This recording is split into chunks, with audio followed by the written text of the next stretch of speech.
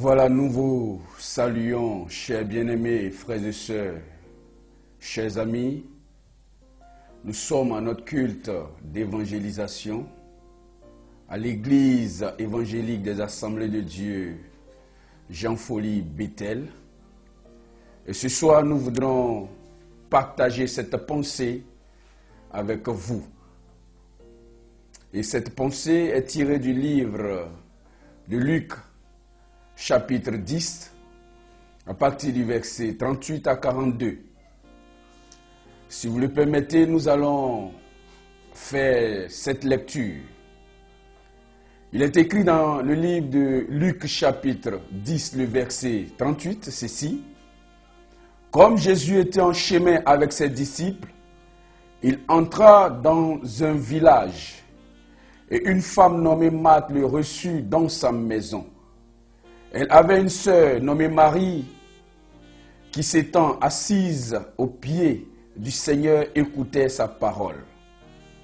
Marthe, occupée à divers soins domestiques, suivait et dit: Seigneur, cela ne te fait-il rien que ma sœur me laisse seule pour servir?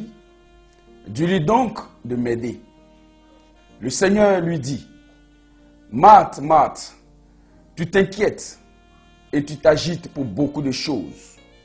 Une seule chose est nécessaire. Marie a choisi la bonne part qui ne lui sera point ôtée.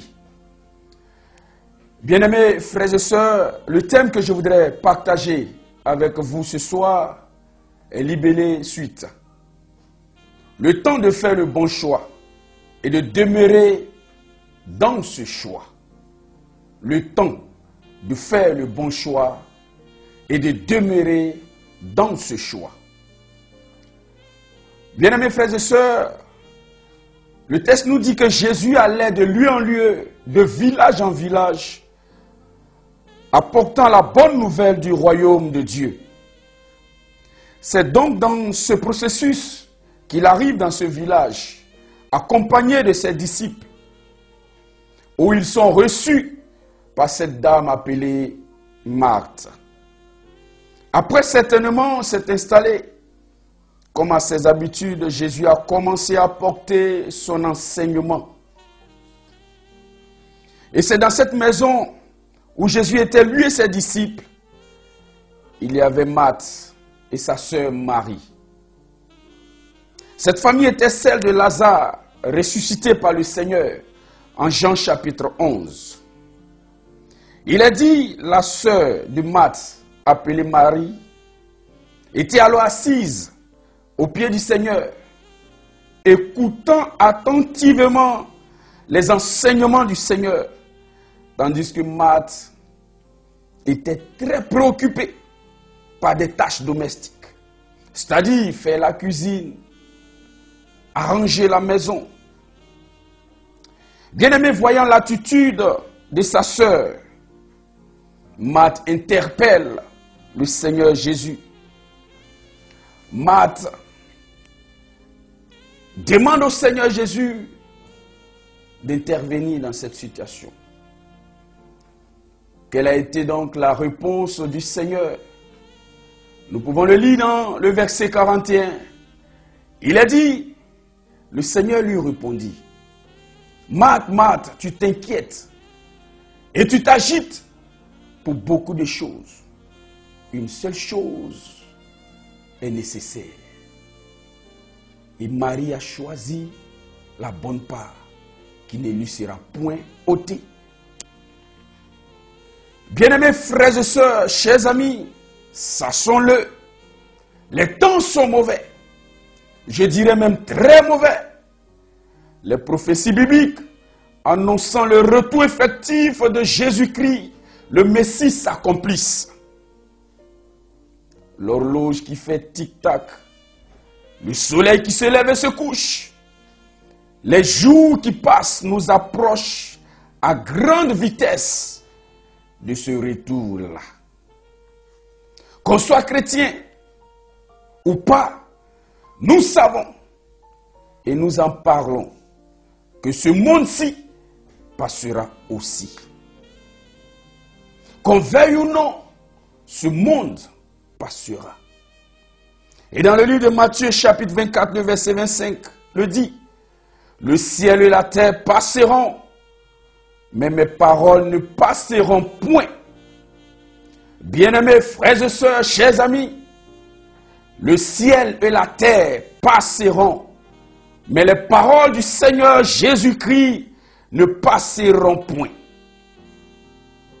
Et le Seigneur Jésus l'a dit également à ses disciples en Jean chapitre 14, le verset 2. Il y a plusieurs demeures dans la maison de mon Père. Si cela n'était pas, je vous l'ai dit, je vais vous faire une place. Je vais vous faire une place. Ces demeures ne sont pas sur la terre. Parce que cette terre-là va passer. Bien-aimés, chers amis, oui, nous sommes préoccupés par les choses du monde, comme Marthe. Nous nous inquiétons. Nous sommes agités comme les flots de la mer qui vont et qui viennent. Nous sommes troublés par les événements qui se présentent à nous. Quelquefois même désemparés. Nous nous posons des questions. De quoi nous allons nous nourrir ou nous vêtir? Oui, c'est vrai. Mais voici ce que la Bible nous dit. En Matthieu chapitre 6, le verset 33.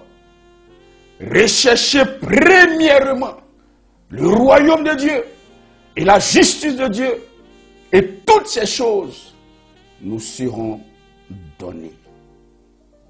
Pour dire, bien-aimés, une seule chose est nécessaire. Une seule. Et Marie, en son temps, l'avait trouvée et choisie. Écouter la bonne parole du Seigneur. S'attacher au Seigneur.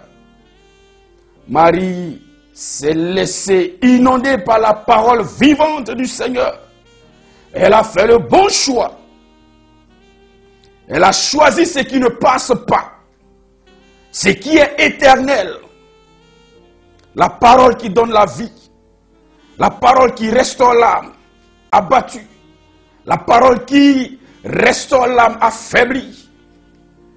Bien-aimés, frères et sœurs, chers amis, comme Marie, je t'invite à faire le bon choix. Je t'invite à faire le bon choix. Accepter en ces temps les derniers le Seigneur Jésus-Christ, Sauveur, Libérateur.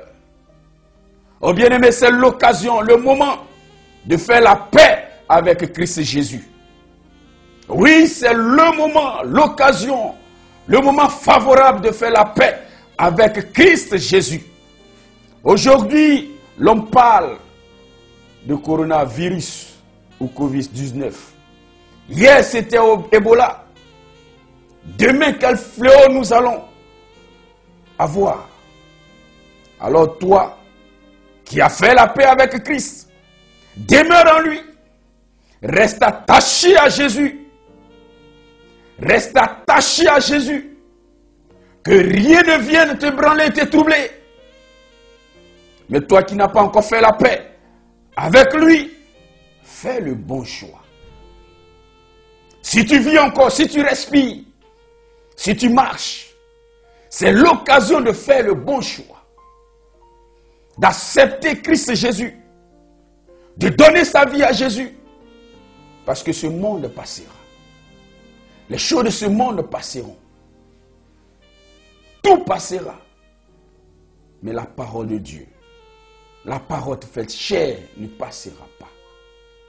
Alors, accepte le Seigneur Jésus. Donne ta vie au Seigneur Jésus. Oh bien-aimé, demain ne t'appartient pas. Demain n'est pas à toi. C'est l'occasion. Toi qui m'entends, toi qui m'écoutes, c'est le moment de faire la paix avec le Seigneur. C'est le moment de marcher avec le Seigneur. Comme je le disais, toi qui as déjà fait la paix avec lui, demeure attaché. Reste collé dans la présence de Dieu, dans la prière. Bien-aimés frères et sœurs, que Christ Jésus nous bénisse. Et que chacun de nous, dans ces temps difficiles, s'approche encore davantage du Dieu vivant. Que Dieu vous bénisse. Amen.